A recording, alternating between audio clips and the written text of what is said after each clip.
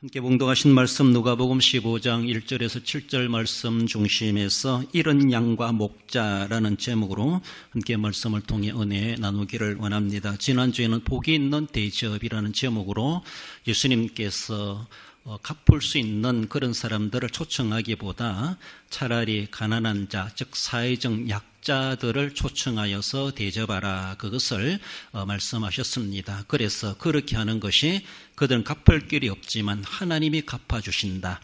세상에서 우리가 보답을 받지 못할지 모르지만은 하나님께서 하늘의 것으로 우리에게 갚아주신다. 그것을 소망해야 될 것, 그런 대접적인 생활, 그런 이들을 초청하고 그런 이들을 우리가 기꺼이 섬길 수 있는 그런 모습들이 되어야 될 것을 주님이 말씀해 주셨습니다. 그것이 진정코 복 있는 접대, 대접하는 생활이다라는 것을 예수님이 가르쳐 주셨습니다. 우리는 할 수 있으면은 서로 인간관계 속에서 수평적인 모습에서 서로 주고받고 하는 것도 필요하겠지만은 그건 기본적으로 행하여 가고, 그리고 갚을 길 없는 사회적 약자, 그들을 우리가 알게 모르게 섬기고 구제하고 베푸는 것은 주님이 그렇게 권장하시는 바이다. 그리고 주님은 지금 가진 자들보다도 사회적 약자에 대한 주님은 관심이 많으시다라는 것을 우리는 늘 생각하시며, 주님의 관심이 많은 곳에 내 시선이 집중돼야 되고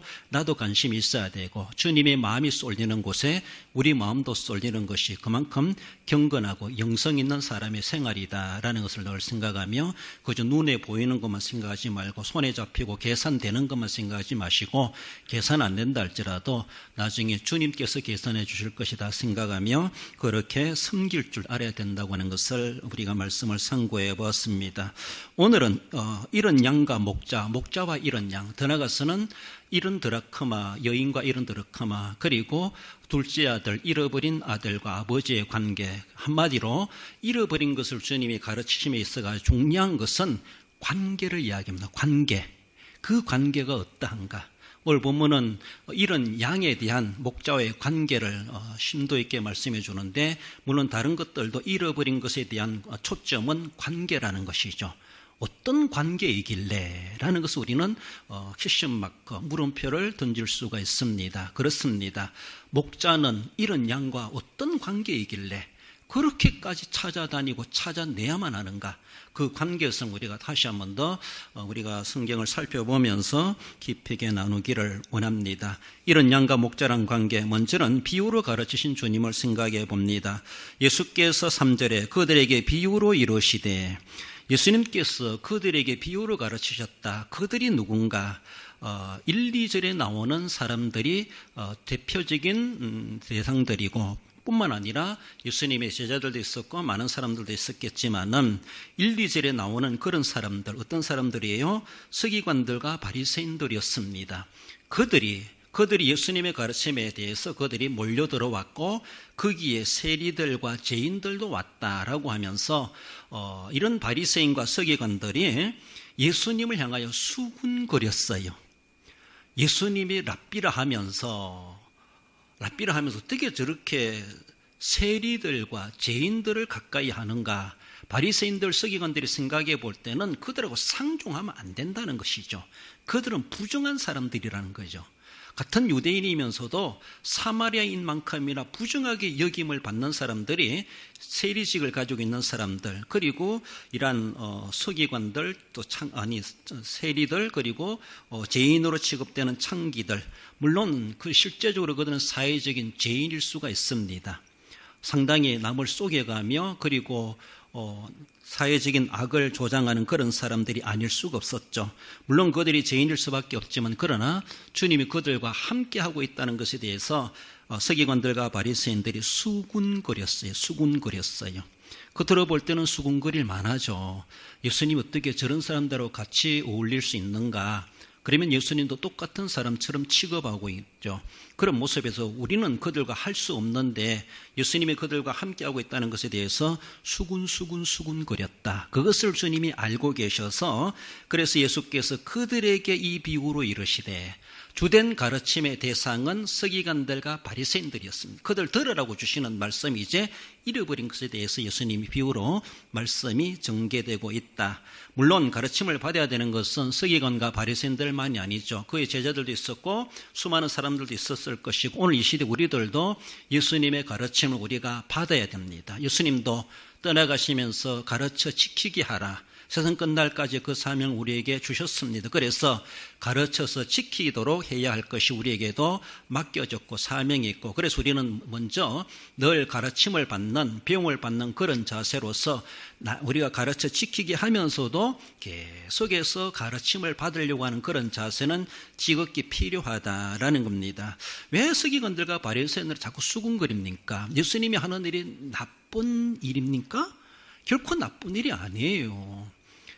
자기들은 격을 따지면서 상대 안 해주는 그런 사람들을 예수님은 격을 무너뜨리고 차별화하지 않고 그들을 함께 올리고 있어요. 함께 올리고 있어요. 그래서 그들도 하나의 인간으로서 그들의 죄를 인정하는 것이, 죄를 죄인으로서 취급하는 것이 아니라 죄인이기 때문에서라도 깨우치고 가르치고 깨우쳐서 그들 하여금 죄를 떠나게 하고자 하는 말씀을 전하는 것, 그들로 하여금 듣고 깨닫도록 하기 위해서 천국 비밀의 말씀, 천국의 이야기를 말씀해 주시고 그들도 복음을 드려야 될 대상자로 주님이 인정하신다는 것이죠. 그러나 서기관들과 바리새인은 이미 선을 꺼놓고 있어요. 저들은 구원받을 사람이 아니다. 우리로 보면 저들은 전도 대상자가 아니다. 저들은 우리가 복음 전해야 될 대상이 아니다. 이미 선을 꺼놓고 그들은 아니다라는 것이죠. 다르게 보면 그들은 구원받으면 안 된다는 것이죠. 이렇게까지도 생각하고 있는 것이죠. 하나님이 그렇게 하신다면 우리는 그렇게 해야 됩니다. 그러나 하나님의 보내심을 받고 오신 예수님은 아니라는 것이죠. 세상적인 선입견, 세상적인 신분, 세상적인 차별화, 이걸 다 무너뜨리고 뒤에도 주님 말씀하시겠지만 이런 자를 찾으러 왔다. 죄인을 부르러 왔다. 이것에 대해서 제대로 이해하지 못하니까 잘났다라고 하는 서기관들과 바리새인들은 수군거리는 거예요. 수군거리는 거예요. 예수님을 비방하고 비판하고 허점을 받아가지고 잡아가지고 예수님을 무너뜨리고 하는 때문에 사탄의 공작이 아닐 수가 없다. 크게 보면 그렇게까지도 확장될 수가 있습니다. 결국 그런 것들이 쌓여져 가지고 예수님을 죽여야 되겠다. 이렇게까지도 작전을 꾸미지 않습니까? 음모를. 얼마나 잘못된 일인가 몰라요. 그래요. 이번에 1027 한국교회 연합 집회를 하는데도 우리 교회 교인들 기독교 안에서도 말들이 많아요 지금. 그것이 나쁜 짓이라면, 나쁜 일이라면은 뭔가 따지고 그것도 말할 수 있겠지만은 자기가 참석 안 한다고 해서 참석 안 한 사람들은 뭐 어떠니, 신학이 어떠니, 주일 성수가 어떠니, 예배가 어떠니 이런 거 따지면서 그 따질 만큼 자기는 얼마나 주일에 대해서, 그 예배에 대해서 어떻게 하나님 앞에 왔는가, 가만히 있으면 차라리 돕지. 우리 안에서 수군거리고 우리 안에서 그런 것들을 막 비방하고 비판하고 이런 또 유튜브나 카톡에 올려가지고 서로가 믿는 사람들끼리 뭔가 분립 현상이 나타나는 이런 일들이 있어진 것이 참 안타깝다, 그런 생각이 듭니다. 정말로 잘못된 것이라면 따질 수 있어야 되고 앞으로는 그러면 안 된다라고 시정해야 될 사항도 발견될 수가 있겠죠. 그렇습니다. 표현의 자유 또 비판의 자유 누구든지 있지만, 그러나 정말 우리가 속된 말로 누워서 침 뱉기씩은 할 필요가 없고 세상 사람들에게 빌미를 제공할 필요도 없습니다. 도리어 감쌀 수 있어야 되고 허물이 있다 할지라도 덮어줄 수 있어야 되고, 우리가 괜히 그렇게 비방수군거려가지고 우리에게 유익된 게 뭐 있습니까? 도리어 우리 내분이 분리될 수가 있고 외부 사람들이 도리 기독교를 비판하는데 그거를 이용할 수가 있어요. 그러니까 도리어 하나님의 영광이 되고 하나님 앞에 이 나라를 위한 우리가 행하는 것들에 대해서 도리어 적그리스도들에게 빌미를 제공하는 것은 아닌가, 우리는 그렇게 생각하며 심도 있게 생각해야 되죠. 차라리 가만히 있으면 도움이 될 수 있을 텐데 자꾸 수군거리니까 그래서라도 주님이 비유 이야기를 통해서 그들에게 가르쳐 주시기도 하시지만은 그렇습니다. 가르침을 받아야 될 오만한 그들 서기관과 바리새인들만이 아니라 우리들도 늘 겸손하게 주님이 주시는 말씀, 내가 조금 격이 다르다 할지라도 주님의 말씀 앞에 우리는 겸허하게 받을 수 있어야 돼요. 바리새인과 서기관들은 자기들은 신앙적으로 잘 믿는 줄 알았어요. 자기들이 믿는 방식이 최고인 줄 알았어요. 자만 속에 교만 속에 어쩌면 오만했고 어쩌면 그것이 착각이 아니겠는가라는 걸 생각해 봐야 돼요. 과연 하늘에 계신 하나님께서 그것을 어떻게 판단하시겠는가? 그렇잖아요. 1027 연합집회이든 오늘 예수님이 또 그들과 가까이 하면서 말씀을 가르치시던 그렇잖아요. 그들의 생각들이 잘못됐다는 걸 예수님은 깨우쳐 주시기 위해서 그들이 너무나 착각 속에 빠져 있다는 것을 깨우쳐 주시기 위해서 비유로 가르치셨다. 그렇게 말씀합니다. 마태복음 4장 33절에도 보면은 예수께서 이러한 많은 비유로 그들이 알아들을 수 있는 대로 말씀을 가르치시되 비유가 아니면 말씀하지 아니하시고 다만 혼자 계실 때에 그 제자들에게 모든 것을 해석하시더라. 예수님의 가르침의 교수법의 중요한 방법 중에 하나가 비유법입니다. 비유, 이야기식, 이야기를 해주고 있어요. 공중나는 새를 보라, 들의 백합화를 보라. 여러 가지 눈에 보이고 그들의 실생활에 있는 일들을 가지고 하나의 그들의 몸에 실제 삶에 접하는 것들을 비유로 이야기거리로 소재로 잡아가지고 말씀을 가르치십니다. 예수님의 자신의 인격에 계시된 하나님의 나라에 대한 그 계시 받은 것을 사람들에게 가르침이 있어가지고 비유로 말씀하셨다라는 겁니다. 예수님의 교수법이 비유법이라고 하는 것은 그들에게 알아듣기 쉽도록 가르친다고 하시는 것이 비유법입니다. 그런데 한편에서는 예수님의 진리를 비유의 말씀이 있어가지고 쉽게 알아들으라고 예수님은 비유법을 사용하시는데 듣는 이의 영적 감지력이 부족하다거나 진리에 대한 이해력이 부족한 사람은 그 소리 해도 무슨 소리인지 모른다는 것이죠. 그래서 우리가 가르침을 받아야 되는 그런 입장에 있을 때 이런 기도가 필요합니다. 하나님, 내게 영적 감지력을 주시옵소서. 진리에 대한 이해력을 더하여 주시옵소서. 그래서 가르치는 자, 선포하는 자의 말씀이 직설적으로 하지 않아도 비유로 말해도 쉬운 말로 두루뭉실하게 이야기해도 영적 감지력이 있는 사람은 무슨 소리인지 압니다. 진리에 대한 이해력 있는 사람은 제가 간접적으로 두루뭉실하게 이야기해도 쿵 하면 호박 떨어진 소리인지 알아요. 무슨 소리인지 압니다. 그런데 어떤 분은 꼭 꼬집어가지고 직설적으로 이야기해야 무슨 소리인지 알아듣는다는 것이죠.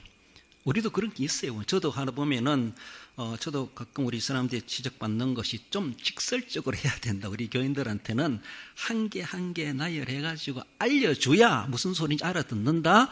이렇게도 하기도 합니다. 그렇기도 하구나라고 생각이 드는데 아무튼 우리가 말씀을 받는 자, 저나 여러분들이 영적 감지력을 주시옵소서. 진리에 대한 이해력을 더하여 주시옵소서. 오늘도 예배하러 나왔을 때 하나님, 오늘 목사님을 통해서 말씀을 선포될 때에 영적 감각, 영적 감지력을 주시고 진리에 대한 이해력을 내게 도와주셔서 무슨 소리인지 알아듣게 해 주시옵소서.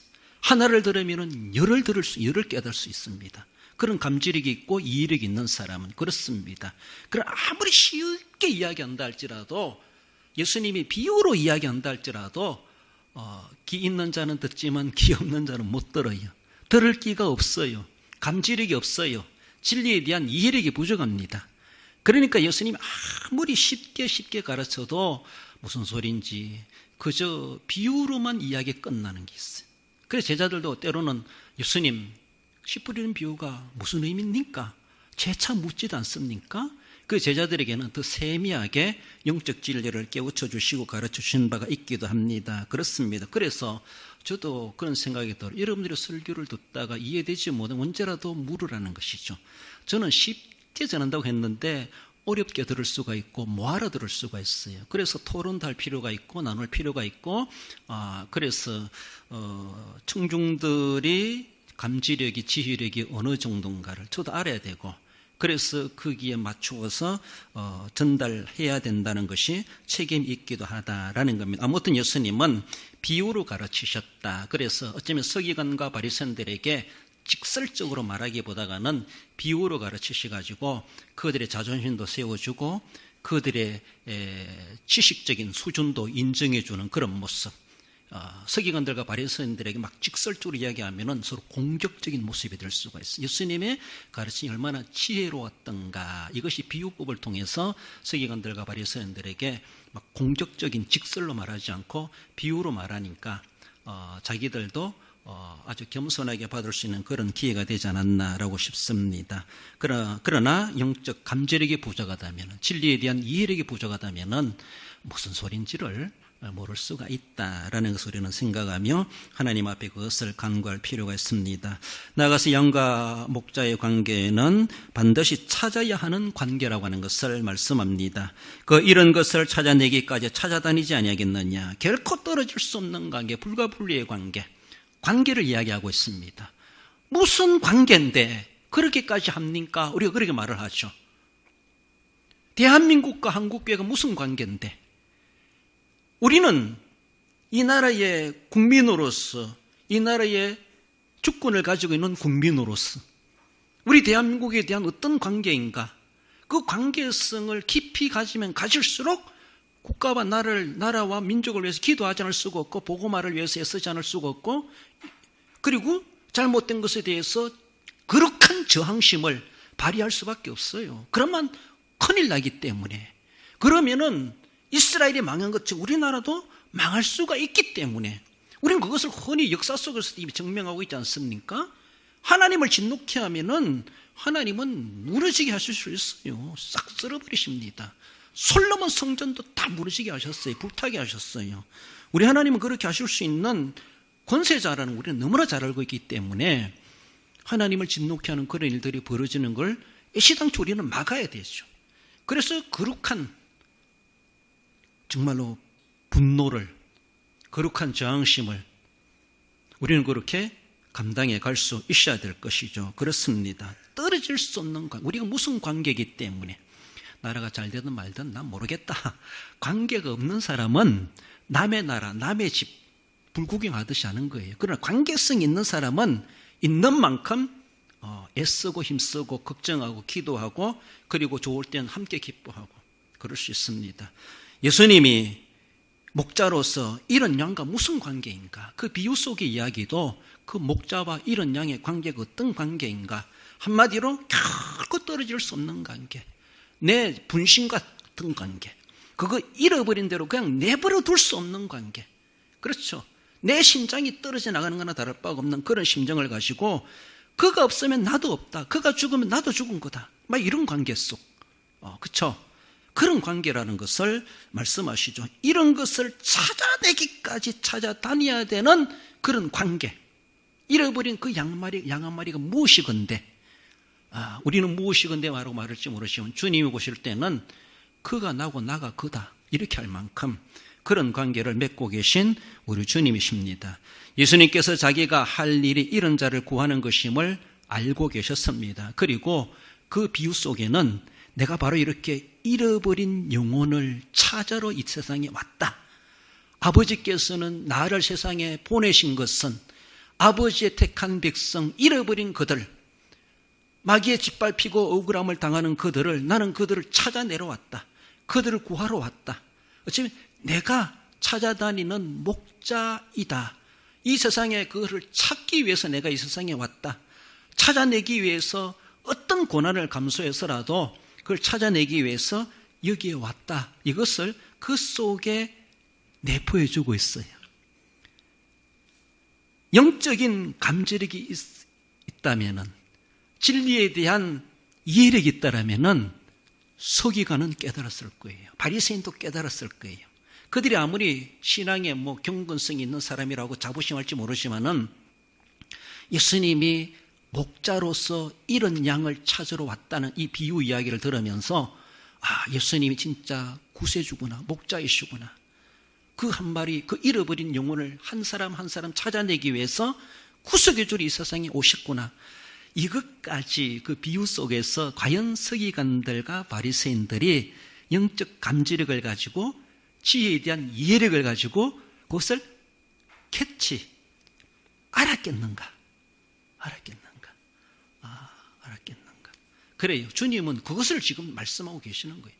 이야기로 들으면 그것이 이야기거리예요. 동화야. 끝나요. 그러나 주님께서는 내가 그런 목자다.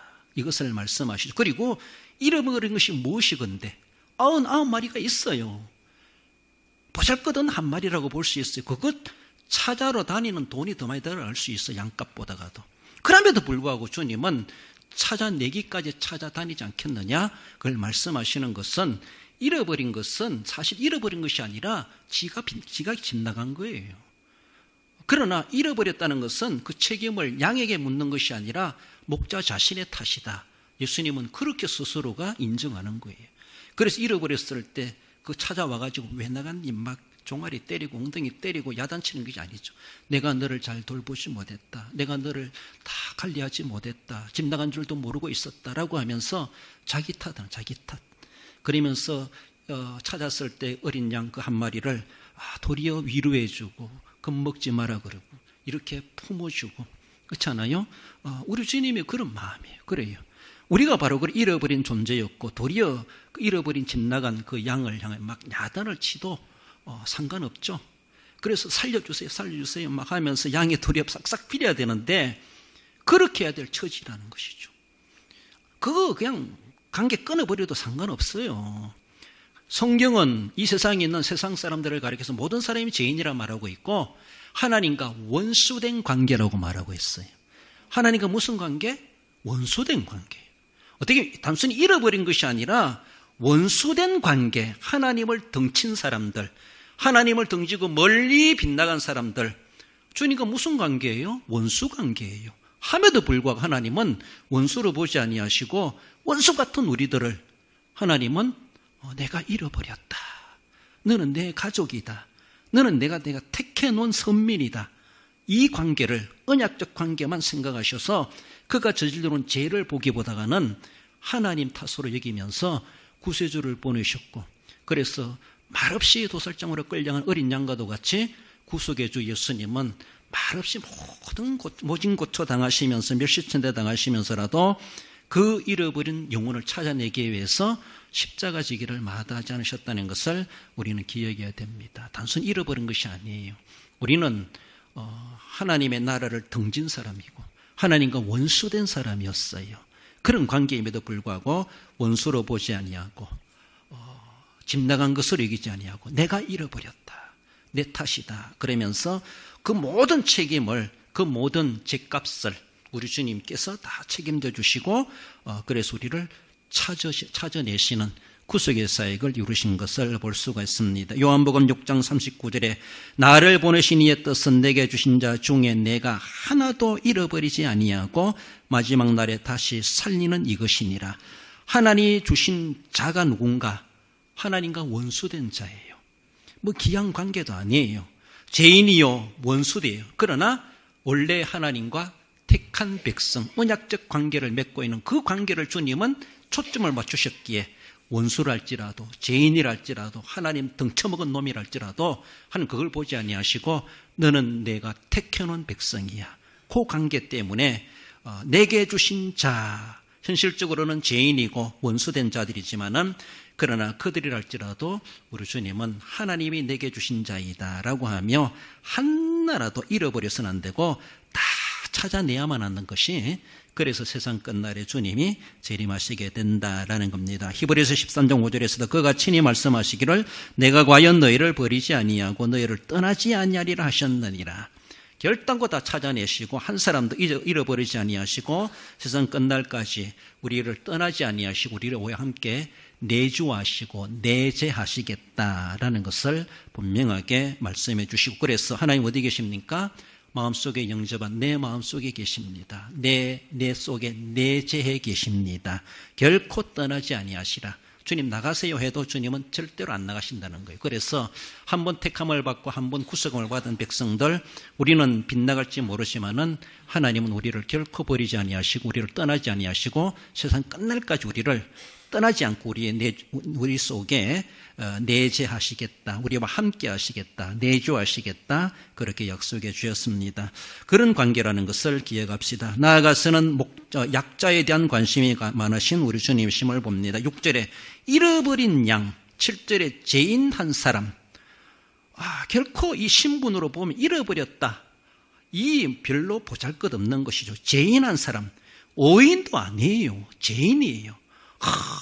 영적인 그런 일을 해난 사람, 그런 사람도 아니라 죄인 자체는 하나님과 원수됐다는 거예요. 하나님이 제일 싫어하는 것이 죄인데 죄인이라는 것이죠. 어떻게 보면 그들은 약자예요. 약자. 잃어버렸다. 위험천만한 가운데 놓여 있어요. 죄인 한 사람, 죄인도 마귀의 밥이래요. 마귀의 밥. 잃어버린 양은 이리의 밥이 되는 거예요. 이것이 엄청난 불리한 가운데 놓여져 있는 인생, 가지고 있는 우리의 현주소라고 하는 것을 보여주죠. 지극히 약자이죠. 사회적 약자는 당대 고아나 가부나 죄인이나 창기나 나그네 객이나 사회적 약자라고 일반적으로 그렇게 평하고 있습니다. 그러나 신앙적인 약자로 바라보면은 오늘 본문에 바리새인과 서기관들, 주님 보실 때 너희들도 약자다. 너희들은 믿음이 좋은 줄 알고 너희들은 뭔가 잘난 줄 알고 자기들은 경건한 줄 알지만은 주님의 눈으로 바라볼 때는 너무나 외식하는 자들이었고 교만한 자들이었고 오만한 자들이었고 지극히 착각 속에 빠져있는 자들이다. 과연 나중에 하나님 앞에 섰을 때에 너희들이 신앙이 어떻게 평가받을지 전혀 생각지도 못하고 있는 이들, 주님이 보실 때 사회적 약자라기보다 그들은 신앙적인 불행한 사람.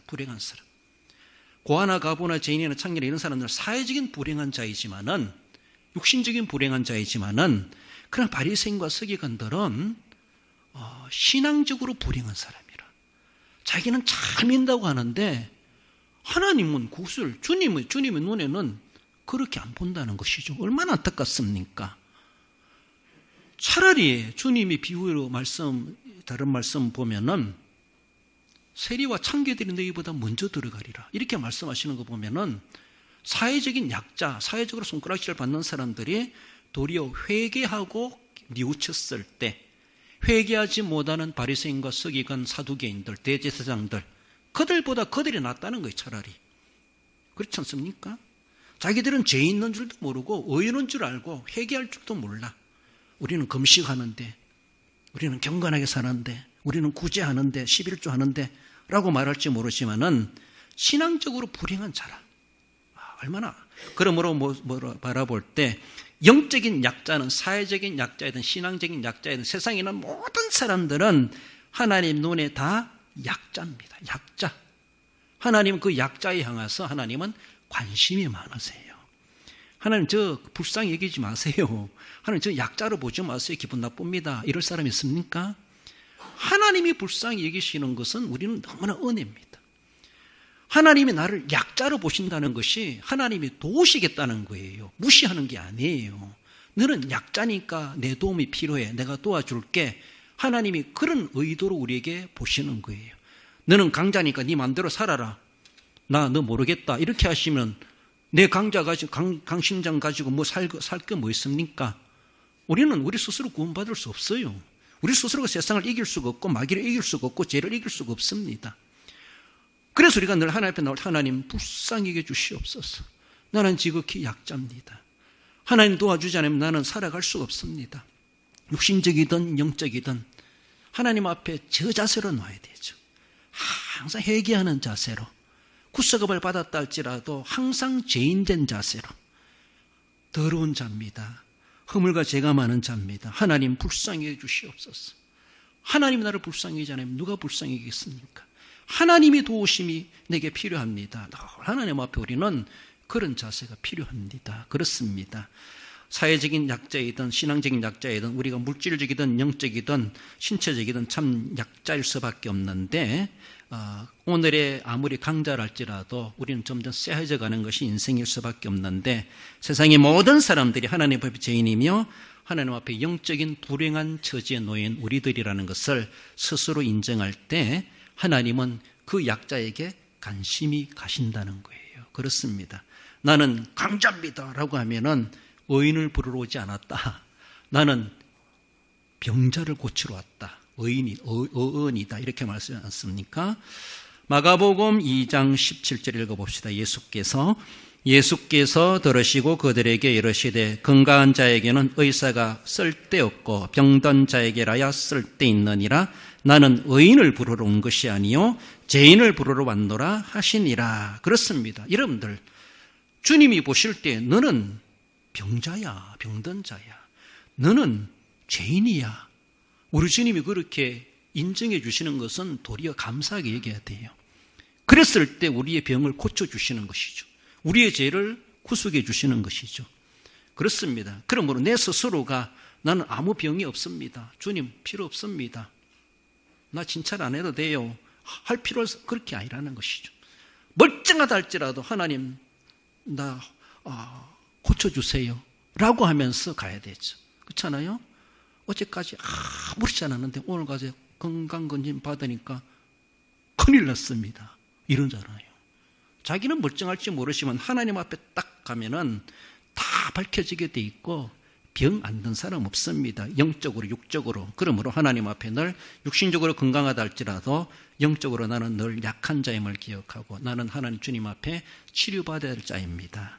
주님 나를 불쌍히 여겨 주시옵소서. 죄인으로 하실 때 날 불러주시옵소서 라고 우리는 주님 앞에 약자의 심정을 가지고 나아갈 때 주님은 사실 강자보다가는 의인보다가는 건강한 사람보다가는 약자에 관심이 많으시다라고 하는 것을 본문은 우리에게 말씀해 주십니다. 그러므로 우리는 세상적으로 약자, 연약한 자, 나보다 못한 자를 못하고 여기는 사람들을 업신여기는 것이 아니라 주님은 저런 사람들에게 관심이 많으시구나. 도리어 그런 사람들을 친구 삼아주고 그런 사람들과 어울릴 줄 알고 소외되는 사람들 또 사람들에게 업신여기고 무시당하는 사람들을 도리어 친구해주고 어울려주고 그래서 복음으로 사랑으로 그들을 감싸고 함께 해가는 것이 주님의 마음이 하나님의 마음이죠.